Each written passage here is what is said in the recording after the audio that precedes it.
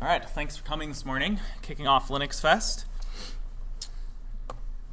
So first, real quick, a bit about me. I work at resin.io. We're an IoT software deployment company. It's basically in a nutshell. We'll get into that a little more because it's related to the stuff I want to talk about today. I work there as a software engineer. My background is in software engineering. I'm currently leading our DevOps team. And I've always been a hardware hobbyist. For a while now, a few years now, I've been tinkering with everything from Pis to AVR, ESP, that whole range of stuff. And I think it's a really fun space to play, but it's also challenging to do anything real or serious. And even if real or serious means something in your home that you want to use as part of home automation or whatever else, brewery automation. And then I've also always been very privacy conscious. I value my privacy.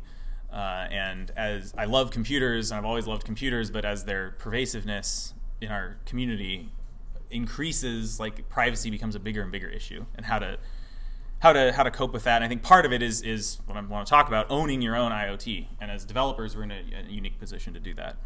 I'm on GitHub at BrownJohnF, and after this, I will post the slides and also the demo code up there.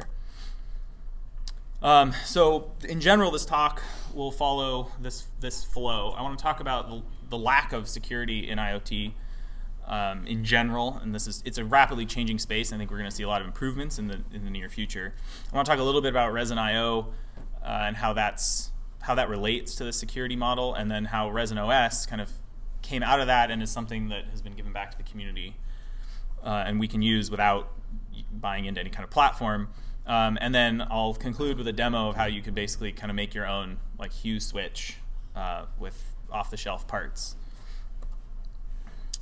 So I read this quote recently, and I thought it was quite interesting, but hits the nail on the head. Right? Everything now is basically a computer that does something, rather than the old paradigm where you had tasks or projects and then you added computers to them. And it's predicted that in 2025, we will reach 75.4 billion IoT devices. And that's like roughly 10 devices per person on the planet. Right? And they're not going to be equally distributed around the planet. They're going to be hotspots. And it's going to wind up everywhere. Right? And it's already pretty much everywhere. Everything from appliances like smart fridges, wearables. That's, I think, a newer kind of space that we haven't seen much from yet. Home automation, obviously, is currently flourishing. Automotive, and it goes on and on. And this is sort of the more consumer-facing application, right? It's been everywhere, really, for years in the industrial space. And the big question for me, or a big question for me, is who's going to own these devices and the data that they're producing? Because they're going to be everywhere. They're going to be producing a ton of data. Where's that going? Who owns it? Who controls it? And then in this landscape, which I find kind of scary and intimidating, the corollary is that it's easier than ever today to actually make and operate your own IoT device as a developer. So the S in IoT stands for security, and there really isn't any.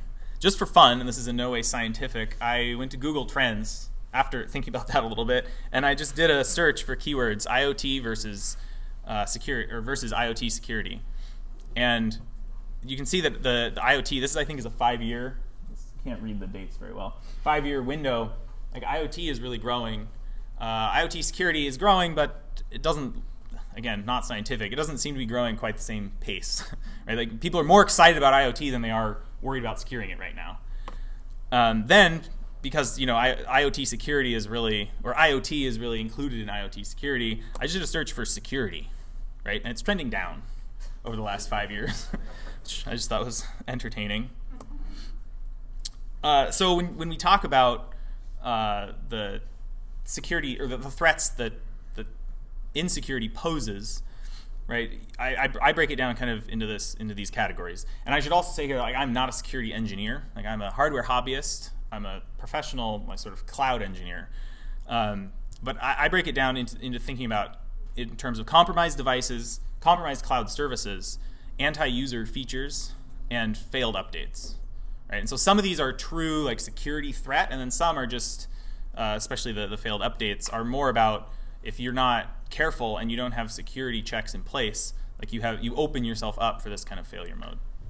And so a compromised device, the two sort of obvious ones are the data exfiltration, right? And this could be data from the device, if it's owned, or it could be the device collecting data from other devices on your network.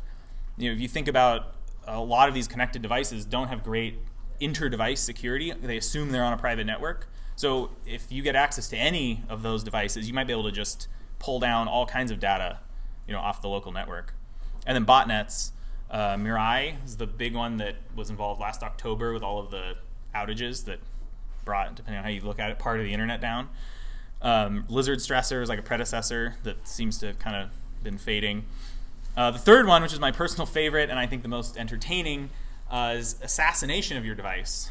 BrickerBot is the malware that is lately doing this a lot. And this is malware that a guy wrote, and it will infect your device. It won't do anything other than attempt to secure your device. So it has built-in support, like malware, it has built-in targets, and it will find one of those targets, and if it's running default credentials, right, or on default ports, etc., it will change that, which may lock you out of your device. But its goal is to basically secure the device from yourself. But if it is unable to secure the device for whatever reason, based on type of device or something else on the device, it will nuke the device. It will brick it. And that is, I think they're estimating something like 2 million devices that's in already. But interestingly, it's not persisted. So if you reboot the device, you're back open again, and then you may get malware, or you may get BrickerBot, or you may get one of these other ones. And then Hajim and Wi-Fetch, I'm not sure how to pronounce it, are predecessors to BrickerBot that are less extreme. Compromised cloud services are typical. It's what we've been dealing with since we've had the concept of cloud services, really. But IoT just means we're pushing more and more data up into that cloud, and maybe data you don't know you're pushing. And then anti-user features are, I consider it basically exfiltration of your data by the manufacturer, and usually used for things like data mining, marketing, targeting, that kind of thing.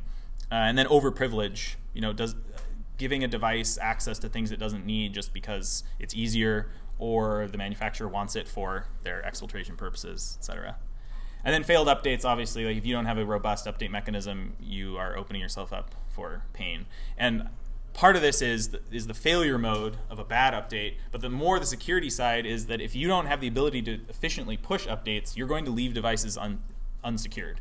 Right? Because nobody wants to be the engineer that's like, well, I guess we could update that, but I'm a little afraid to push it because we have a 50-50 chance of just bricking the device. Right? Like that's a bad place to be. And so I think the root causes for how we are creating this sort of poorly secured environment, the big one is remote access. Obviously, if you manufacture a device, it has no console, it has no access. Like that's generally much more secure. Generally, then also it's hard to update. Buggy and careless code or updates. Default credentials and open telnet are killer ones, but are incredibly common. Lack of updates, right, leaves, a device may have been secure or believed to be secure when it was released. There are new vulnerabilities. Nothing's done about it. And then on device, often people are just running everything as root with no concern for do they need root. This is, of course, we're talking about like a Linux capable or higher order device. And then I would consider, honestly, closed source to be a root cause of insecurity. Like it's a lot easier to be secure if you have transparent audits and the ability for people to audit their things. And you also build trust. No,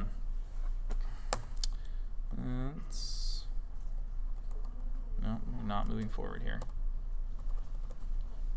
Oh, sorry about that.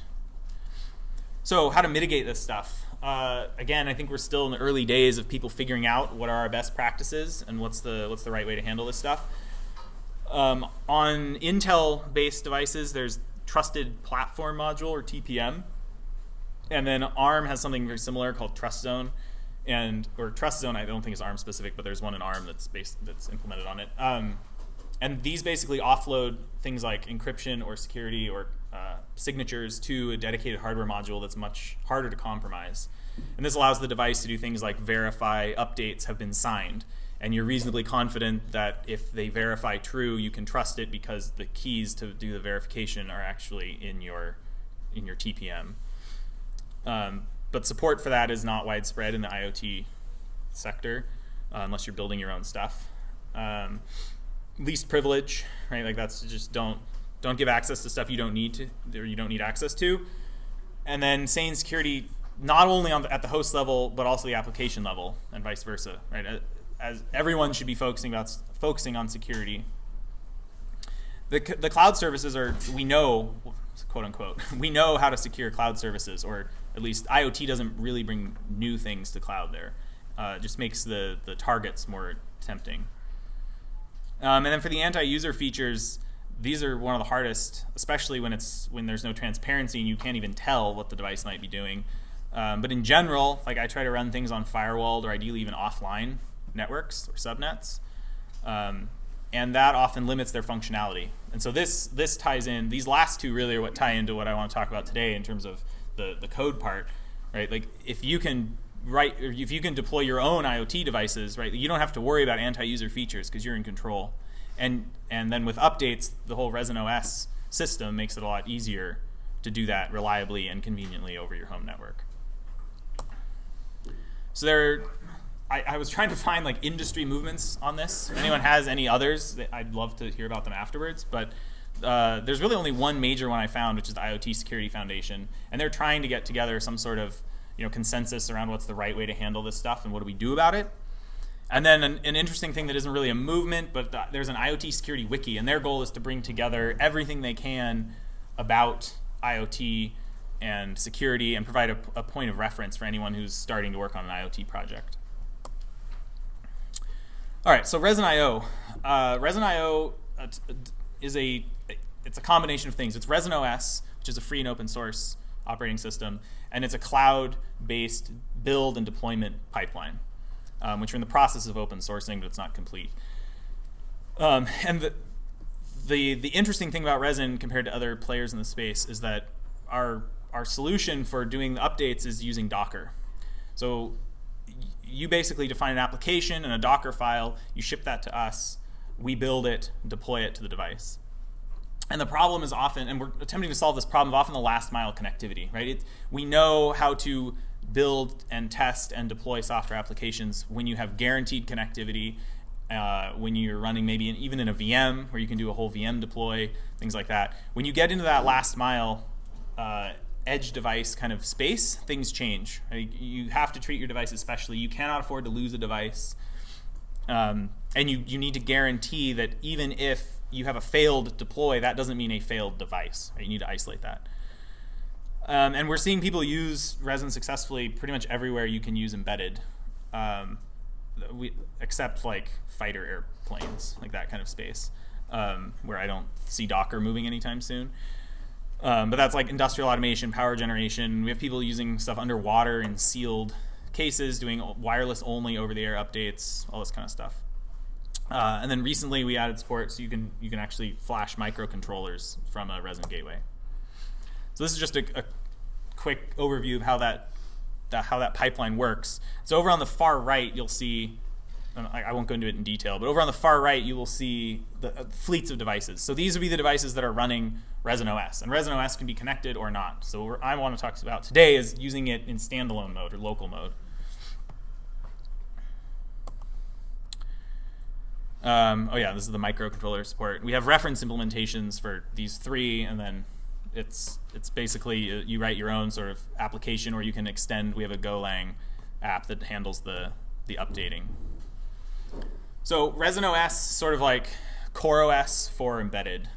How many of you here are familiar, or I guess use Docker?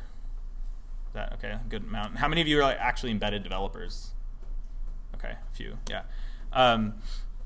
So it's sort of like our goal is CoreOS, which is one of the big like Docker operating systems in the cloud space, but for embedded, right? And it's built using Yocto, which the Yocto project, which is sort of a set of build tooling. Is anyone familiar with Yocto? Yeah. So it's it's a toolkit, I would say, that allows you to build Linux disk images. So it's not really a distro. ResinOS is sort of a distro, but there's no necessarily like update. Or when you update, it's an atomic update. You move to the next image. Like there's no package updating. And it's basically just the minimal user space and kernel required to run Docker and a VPN client and some other components I'll touch on. So it's optimized to give as much processing capability to your application and get out of the way where it can. And it provides some nice safety guarantees, which we'll also get into, around reliability during updates of both the underlying host OS and the containers you're deploying to it. And then by using Docker in the embedded space, you also bring parity to embedded, or between embedded and cloud. Right? If you have developers that are used to writing Docker applications in the cloud, or really even, let's say, just a Node app, right? Deploying a Node app to an embedded device would be a huge pain. But if you can containerize it, right, like now you've abstracted that, and then if you can deploy that container to the embedded device, it becomes trivial. Of course, once you start interacting with actual physical hardware, things get trickier. You can't write an app that will run on a server or a Pi if you want buttons, for example. I guess maybe you could, but so ResinOS will run just out of the box. We have production builds for these devices: Raspberry Pis, BeagleBones, the Nuke. If you want to go like kind of higher end, we have a lot of people doing like digital signage with a Nuke. Upboard is an exciting new one, and then there are a bunch of more like sort of industrial focused boards. Because it's all free and open source and based on Yocto, if you have if you're comfortable with Yocto, you can easily add your own layers and build it for your target architecture. So if you use the ResinOS, one of the nice things is that it's integrated with the resin-cli. So resin-cli, this will be in the demo, right, you can interact locally with a ResinOS device on your network, and you get a lot of the sort of convenience factors of doing a deploy like on Heroku, but it's actually going to a device locally, and depending on what you're building, you may or may not even need internet access. Yocto allows you to run it anywhere. We're using Docker in this case purely, and this is important, purely for packaging and isolation. Like, it's unwise, I think, to ever rely on Docker for security anywhere, but especially when you're doing embedded stuff and you want to interact with the hardware, your container is going to almost certainly be running in privileged mode, or at least some subset of those privileges. You're going to have access to physical peripherals. Like, you're not really getting anything about security, but you're getting isolation in the case of failure, right? Like, you're not going to take down the rest of the system. Can you back up one slide for just a second? Yeah, maybe. Is that there? This one? Yeah, I wanted that. Thank you. Mm-hmm. And then an advantage, we have a lot of people ask, like, well, why not just use like Raspbian, right, and install Docker? Now that there's good ARM support for Docker, just do that. But ResinOS is tailored. Raspbian is a general purpose operating system, and you're adding Docker to it. And out of the box, I think Raspbian will include desktop environment if you just do the standard noobs installation. But Resin really has been designed to run in the embedded space, run headless. It has a lot of features built in about surrounding reliability. Again, we'll get into a little more about that. But it's field tested. The current release is on the 2.x series. The 1.x was running in production for 2 or 3 years probably. So we saw a ton of edge cases. We saw a ton of issues. We changed some strategies in some places when we went to the 2.x release. And then it comes in a dev and prod image. I'm going to be demoing with the dev image because it's, ironically, in the security, it's not very secure, but it's really easy to work with. And the big difference is, I guess we'll get into that a little bit later, but the dev image allows you to just SSH in passwordless and exposes the Docker daemon, which is really handy for local testing. And one of the features is that we moved the logging to a RAM buffer. And so this reduces flash wear, which is one of the biggest failure modes we've seen in production devices on a device that's using flash media, like the Raspberry Pi, which is the Pi 3 is a shockingly popular production device. It's all over the place. And yeah, whatever. So here's the basic user space, right, which you touched on. We have the underlying ResinOS. It's running systemd as an init system. Docker network manager for connectivity. Makes it really easy to drop in additional network profiles, and it will just connect. You can add multiple networks. We have some reference implementations for doing like a hotspot system. So you know, if you're giving it to someone else, they plug it in, power it up, it'll create a hotspot, they connect, they put in their Wi-Fi credentials, and then it connects to their Wi-Fi, that kind of thing, or your own Wi-Fi. DNS mask for local DNS caching and for controlling the DNS servers that the device is using. Modem manager, in case you're using modem type connectivity. Avahi for local network advertising. So this, in theory, on many networks allows you to I think by default it advertises resin.local, so you can just connect to your device knowing that. It rarely works for me based on how your networks are set up. So like it wasn't working on the conference network. Dropbear for SSH, an OpenVPN. And I think it's in the production images, the OpenVPN and SSH are closed or not running. So the partition layout on disk, there's a boot partition. This contains most of the like device-specific configuration in terms of like getting the board running. The root partition, about 300 megs, and it's read-only. This is an improvement from the 1.x, the 2.x. And then we have another 300 meg empty partition. This is used for blue-green host OS updates, where we just, for those of you who aren't familiar, you just download an entire disk image, or not disk image, partition image basically for your root. You write it to the empty partition, you update your bootloader, you reboot. You basically you switch the order that you want to boot in, and so if on a successful update, you'll boot into the new system. On a failure, you'll just fall back to the old one, and you can recover depending on how you want to handle that. Then we have a resin-conf partition. This is mounted as an overlay file system with the root. So you can put configuration in here that you want to manage, and it will persist across updates, and it will also, I mean, obviously because you can write to it while it's mounted. I guess if that makes sense. You can also, because these are downloaded as a flash image, you can also modify the image itself before writing it. You know, if you wanted to do something very custom, which we have people doing also.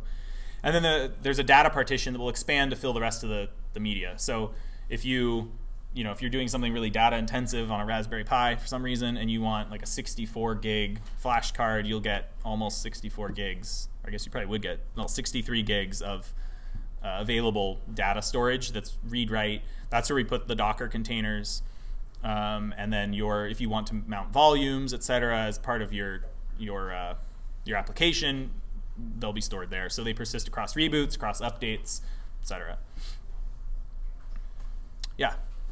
For blue-green OS deployments, is the bootloader smart enough to, after failing to boot, I don't know, once or a few times on the new one, go back to the old image? Yes. It is? Yeah. And I don't actually know what the logic is precisely. I think it may even fall back on a single failure, but I'm not entirely sure. Try once thing in grub, try it once, it doesn't work. Yeah. So this is grub bootloader? I don't think so. I think it's U-boot. Yeah. And it's possible that it varies from board to board, but I think in general it's U-boot. And I also, I don't work on the OS itself, so I'm approaching this more as a user also.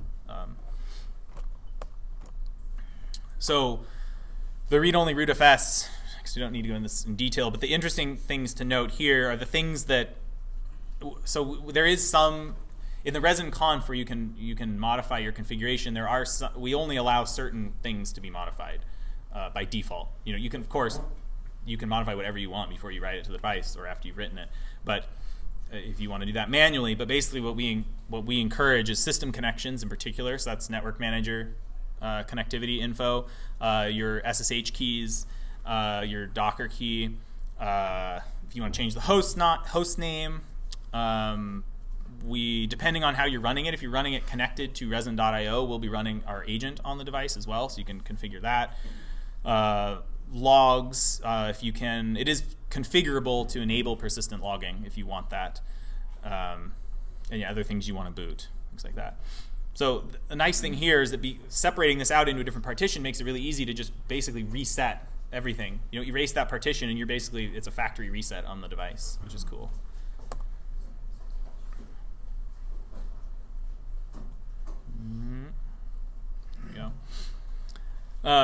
So this is a graphic demonstrating the local functionality for ResinOS, which is what we're going to look at today. So from your developer machine, right, you have, this is tiny, I don't know if you can read it up there, but basically via the Resin CLI, your machine will communicate with the device as though it's like a local Docker. So you can do things like build your image, your container, and run it and things, and it's happening on your device, but it appears local. But it's which you could do by just configuring, of course, your Docker daemon. But the Resin CLI sort of abstracts that away, and again, we'll demo it, but allows you to basically just say, like, I just want to run this, just make it run, right? And it will do intelligent things to figure out how to make that happen. All right, so this is the last little bit before we start looking at some code. The basic process for getting started with this, which I've got basically this demo set up here, but you download the ResinOS image from, I'm using the Pi 3 here. It'll come zipped, unzip it. You can see that sudo resin local configure resin.image. So I'll demonstrate this actually. So I need present e. So if you see here, I should have, so no resin image.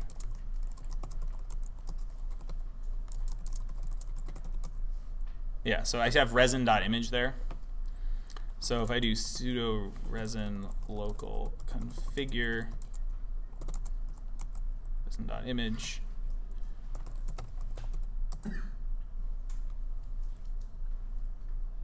right, you'll see it'll ask, what's your network SSID?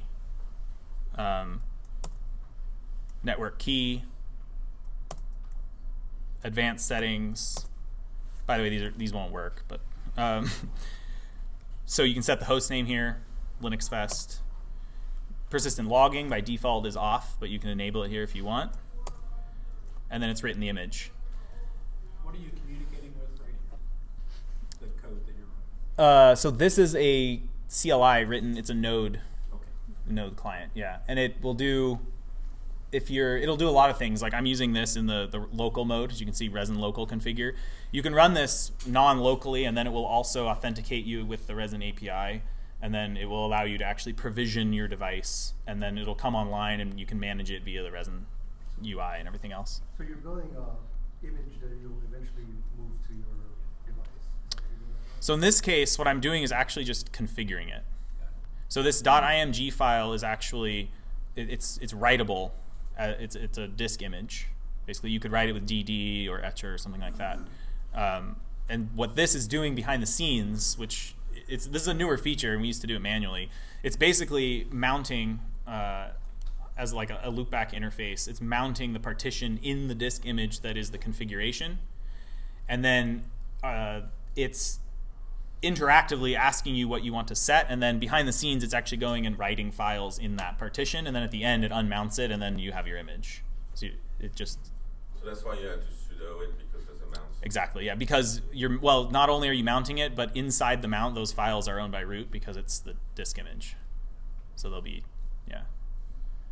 So this is on your laptop then? Yeah, so this is all running right now on my laptop. So the Resin application that you're calling as sudo, is that something installed from Yes. the package manager? Yeah, so that I did no, it's not in a package manner. I did a sudo install G. I think it's resin CLI. Okay. Yeah. Yeah, I guess I left that out of the instructions. Alright. So then, again, as a convenience function, we have this resin local flash resin.image. And this will basically do something similar. It will look for devices.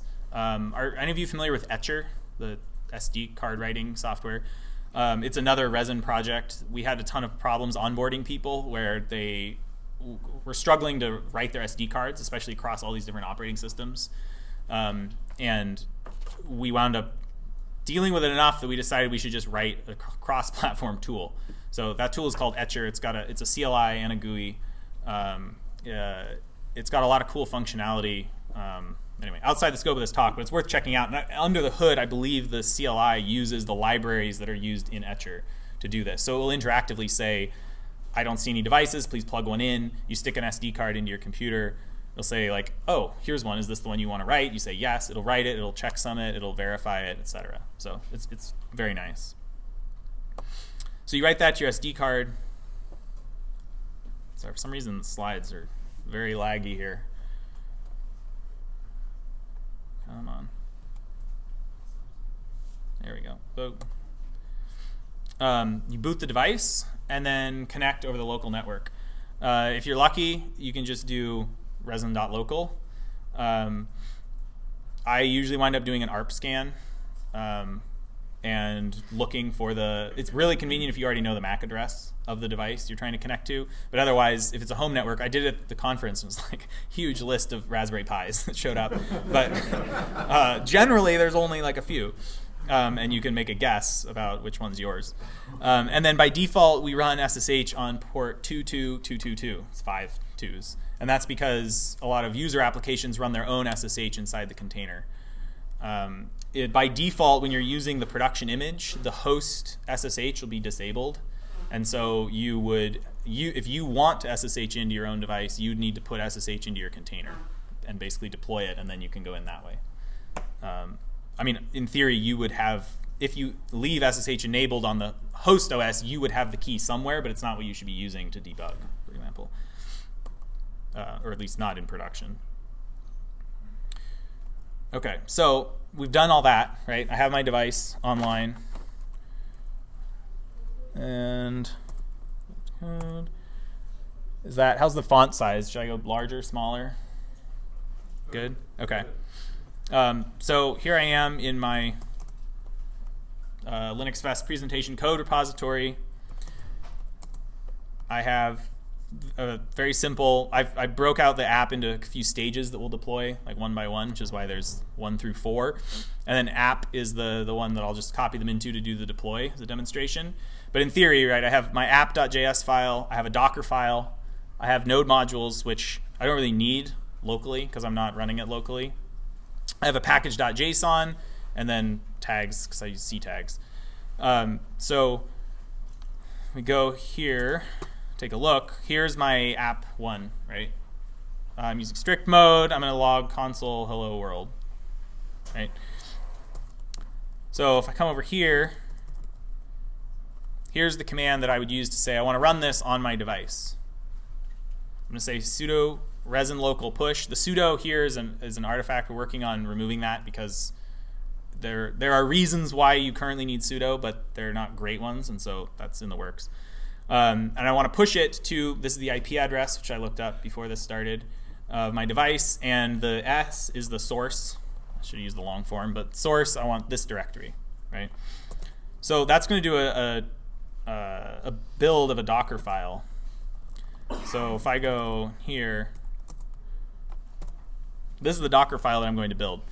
So I'm using one of the ResinOS base images, which I guess I didn't touch on earlier. So we maintain over 500 ARM, well, mostly ARM and Intel Nuke base images for our customers and the community and anybody who wants to use it. It does not have to be used on ResinOS, but we basically have a build matrix, and so I think we do Fedora, Debian, and Alpine, and then we do several different language runtimes, and then we do like basic, just stock Debian, different versions of Debian, versions of Alpine, different versions of Fedora, and that's all sort of put into a build matrix, and so you can select what you want. So here I want Raspberry Pi 3 and their device specific. So Raspberry Pi 3 node and node 7.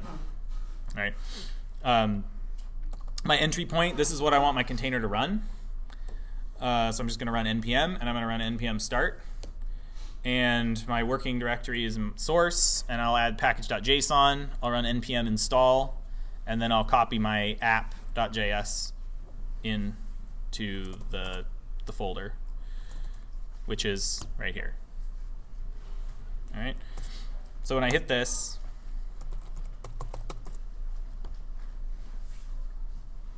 I see that it's syncing. So resin local push is smart enough to know whether it needs to just sync your files into a running container or whether it needs to actually build that container from scratch. So in this case, it knew that because I've pushed prior iterations of this, all it needed to do was basically synchronize app.js across into that container. So it tells me it completed successfully, and then it streams the logs from your container, which is really nice. In this case, my container exited, right? So on the device, actually we can do that. Let's do this. Is this the right device? Yes. If I do Docker PS, it's formatted not very well. You'll see it's up 2 seconds. Now it's restarting, right? So the Docker daemon is maintaining my application. It's continuing to reboot it or boot it after it crashes. Well, not crashes, after it exits, right? Which is generally what you want on an embedded device. You can change that if you want to. So now let's go back in here and say like, hello, LinuxFest. Oops, not that. Right, push it again. We should get the same thing, except we'll get the different output. Boots up, hello LinuxFest. All right. Now again, this device could be in my basement. This is a common use case for me. I have various devices monitoring various things that could go horribly wrong in my basement. In this case, it's right here. So now let's move. I'm just going to copy app to app, and now we get a little more interesting. All right. I'm sorry the resolution is so low. I thought the projectors would be a little higher. So we'll walk through this real quick. How many of you are Node or JavaScript or developers are comfortable and familiar? Okay, so not a ton, so I'll go through it a little bit.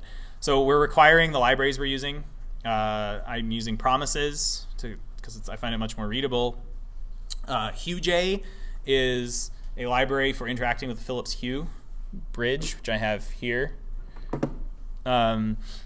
RPIO is a library for the Raspberry Pi GPIO pins. There are a bunch. This is one that I enjoy. It's pretty straightforward. I'm configuring my Hue username, which is also the password. A little strange. Using environment variables.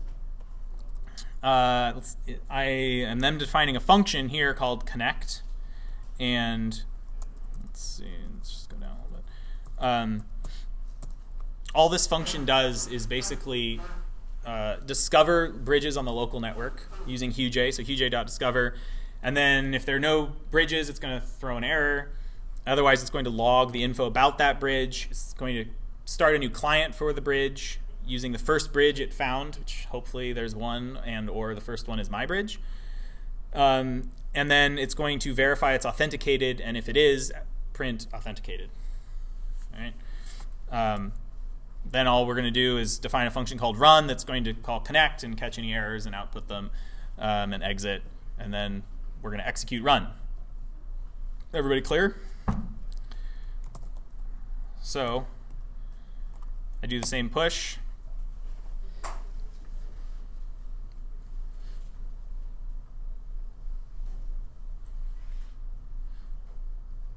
Start up. Boom. Found a bridge and we're authenticated. Thank God. So the environment variables, right, are one thing that we haven't looked at yet.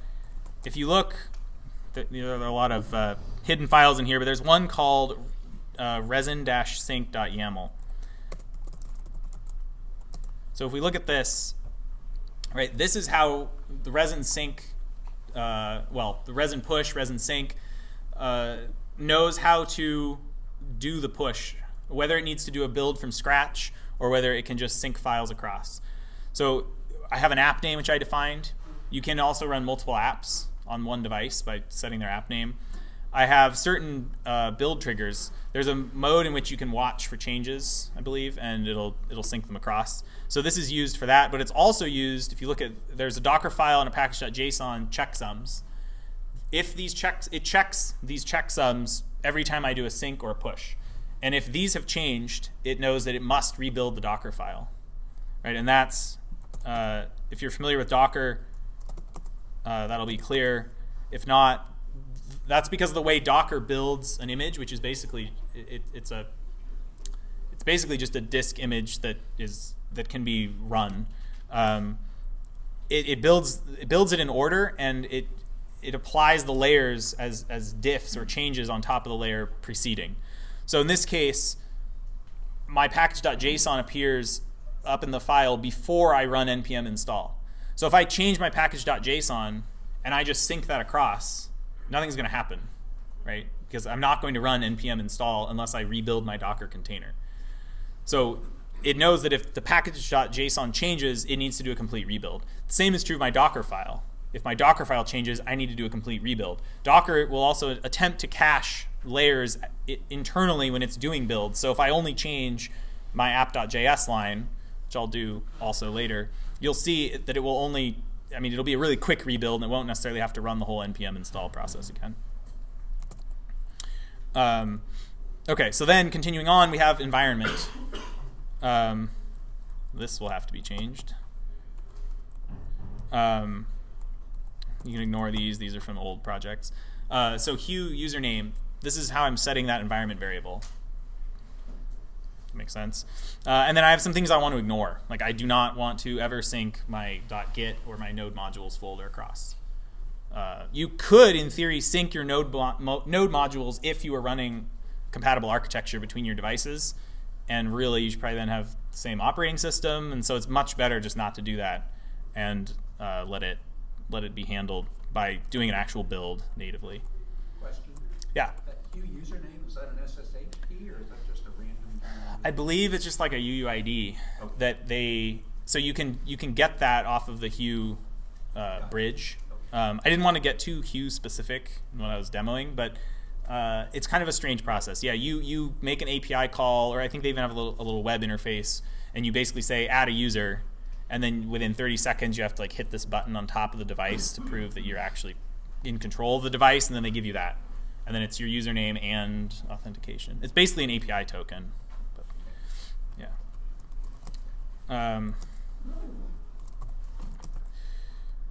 All right. So now that we've done that, let's move on to, I think we're on app 3.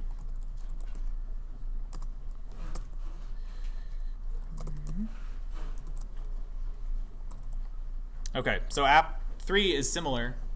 All right, I've added Lodash. I don't know why. I don't think I'm using it here. Now I'm starting to interact with the hardware. So I'm adding a pin. So my setup here, let me give some context. I've got a little tiny breadboard. I've got 3 buttons on it. Right, they're connected to the GPIO pins of the Pi. So I have the buttons, and then I have power, 3 volt coming in here. So they're normally closed. No, normally open. Sorry. When I press it, it'll close it. We'll send a signal to the pin. What I want to do is I want the middle button here to turn the light on and off. Right. So the use case for this, and this is actually something I'm working on in my house right now. I want, Hue is cool, but you don't want to constantly be pulling your app in and out. I want switches, and I don't want to go buy the Hue switches, right? Just because they're expensive, and I could do this, and maybe I want to add multi-function switches. Press and hold, it does the Hue. Press it once, it does something else, etc.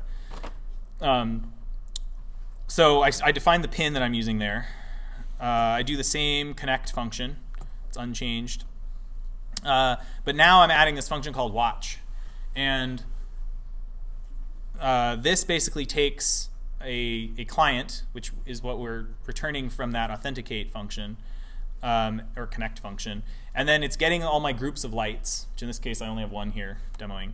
And then it's opening that on-off pin for input and activating the pull-down resistor. So this is a nice feature about this library, and it's the feature of the Pi, but the library uses it.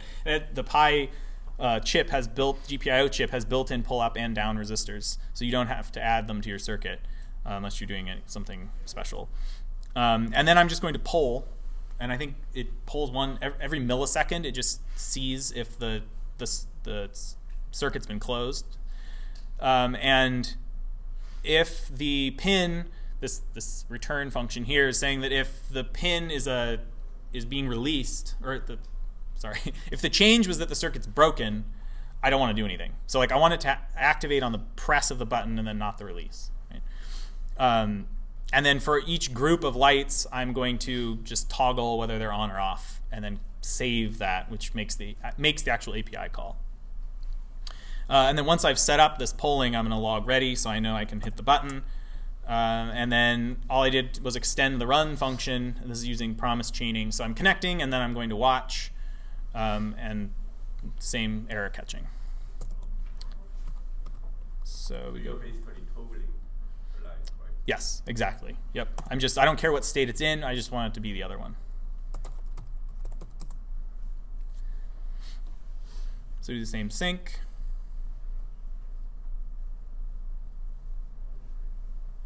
Uh-oh. What do we got here?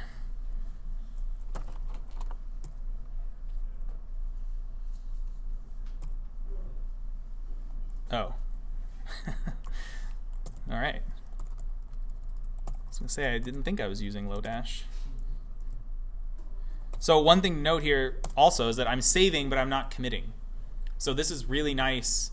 Like, we encourage people, even if you're using the Resin actually hosted deployment platform, this is the best way to do local development, because I don't have to keep committing things and pushing them and waiting for builds, and like I can just do this really quickly. All right, and now, in theory, if I press this middle button, we get the light to come on. Yeah, magic. Let me hit it again. My wife can attest that actually I really like hitting the button over and over again while she's trying to read in the living room. All right, so now. Don't you need to measure the regularly period, how long you push it? Sometimes you just trigger it fast. Switch Oh, bounds. yeah. Switch bounds. Well, right now I'm not. Okay. I've noticed it, like normally, yeah, you would have to. The polling with the RPIO library, the polling seems to be pretty good. So basically, when I was doing this demo, I was expecting that now I would have to write debounce code, and I was like, well, actually, it works fine. So it's protected by the library. well, I don't know that for sure. I have every now and then, like if I've tried to do it really quickly, I've seen some strange behavior. But by and large, it's been very solid. It may be that because it's polling every millisecond, that because it's a poll and not a true like interrupt, it may actually be desensitized enough. But I'm not. Yeah, it's demo code. Okay, so then we'll do this last one a little differently. So app 4.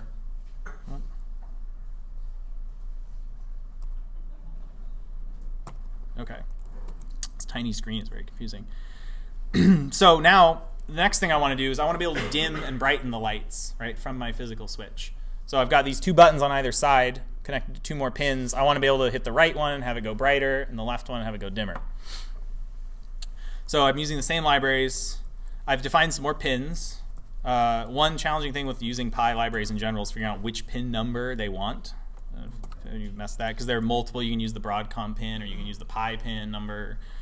I'm doing the same connect function. My watch function is now extended pretty trivially and naively here.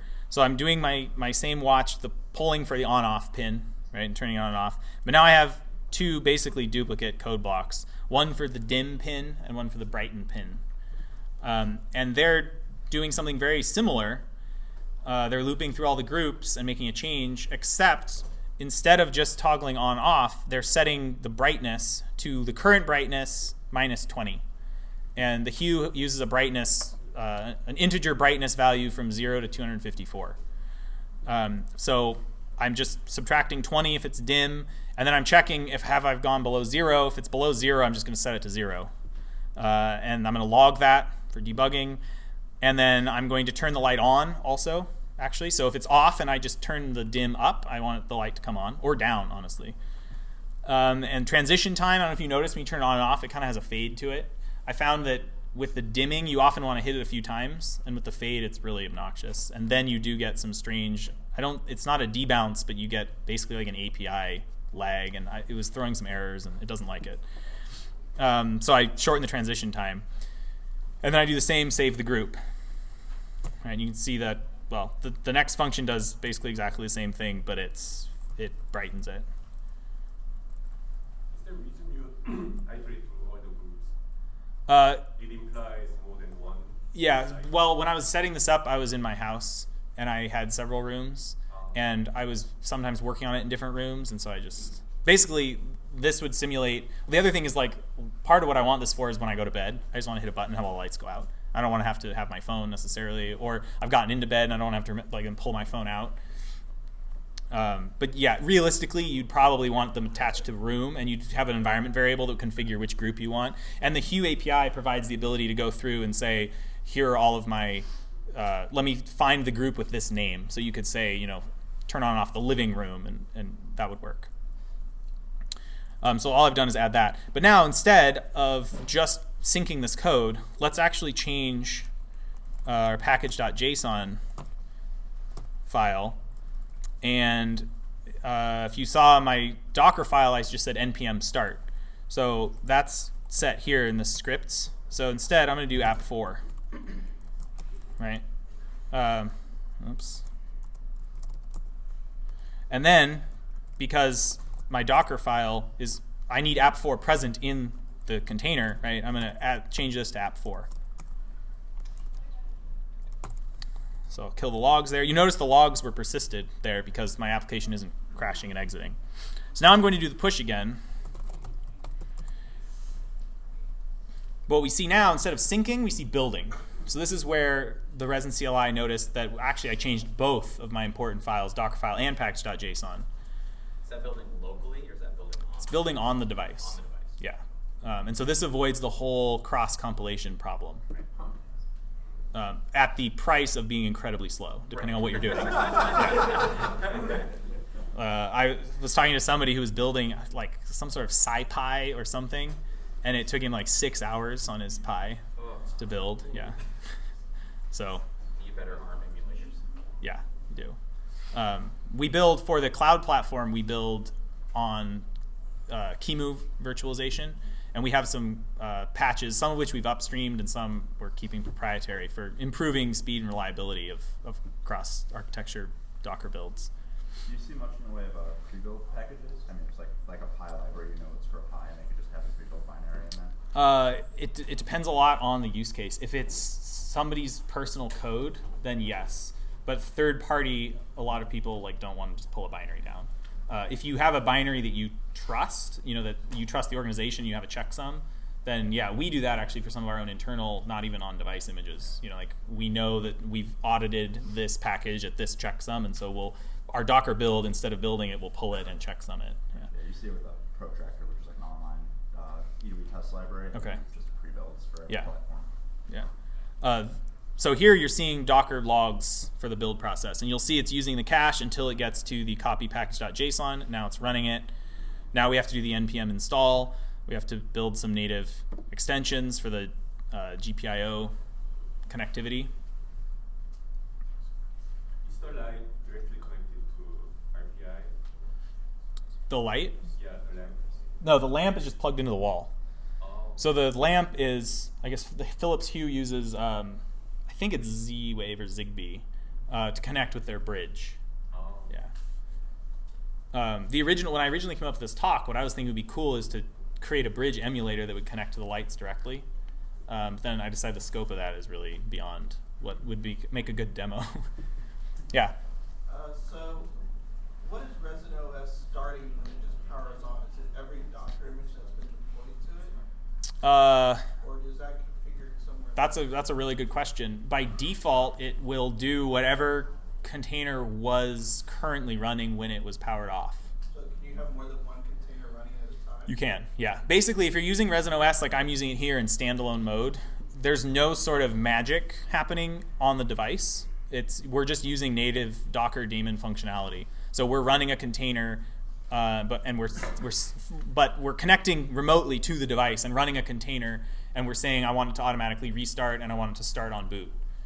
And so yeah, you should be able to do a different application, give it a different name, or you'll have a conflict, and deploy that, and then they'll both be running. All right, so now it's deployed. Let's make sure our original functionality still works. Excellent. And then let's see if we can turn it down. Oh, we did. But now, I don't know if can you guys see that? It's not very sensitive. You also see on the logs, I'm seeing the values. Oh, it's a little clipped. Different button. On and off and dimming. Yeah, there's 3. Yeah, so there's 3. And then there's also brighten, so I can take it up. But that's a little weak, so let's go back. And app 4, and let's say instead of 20, let's do, 70. It's a less useful dimmer, but. And push, and now we should see it just be a sync because all we did was change our app. And there we go.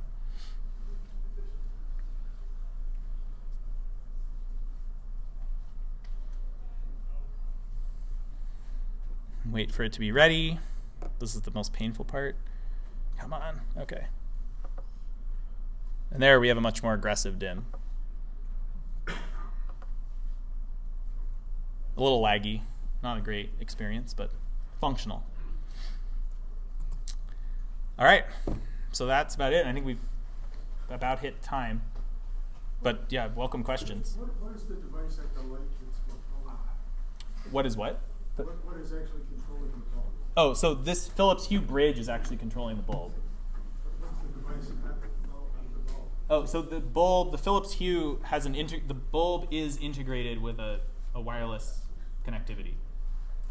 It's like a, I don't know the details of the protocol, but it's Z-Wave or Zigbee, and it's used commonly in home automation. I think, and it can do it in mesh. Yeah. So it's not online, but it's a local radio connection to the hub, but it's built into the base of the bulb, so you can put it into any light socket. Yeah. This is just a lamp that I had on my desk that's convenient to travel with. It's cast iron. What's the range on The Zigbee? I have no. I don't know, but I believe it's pretty long range. It's whole house at least. I don't know if it would work across buildings. Question. Yes. For a hobbyist who wants to play with this at home, rough idea of skill sets? How much Docker do you need to know, for example? Depends on what you want to do. If you wanted to take this and sort of extend it, Yes. Almost no Docker. Okay. And Resin has great docs for. The nice thing about this is that the pattern for your application is basically identical with what you'd use with the commercial resin.io offering. So all the documentation for getting code working is applicable. You just don't have to be a customer. Yeah. Thanks.